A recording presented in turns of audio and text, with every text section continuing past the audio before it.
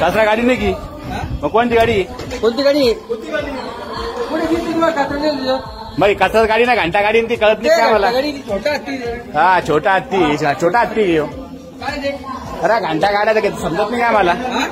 घंटा गाड्या त्या ह्या घंटा गाड्याच पुरा लोक ना ते वापरले का त्याला फराळाचं लोकांचं उपासाचं काम आहे ते.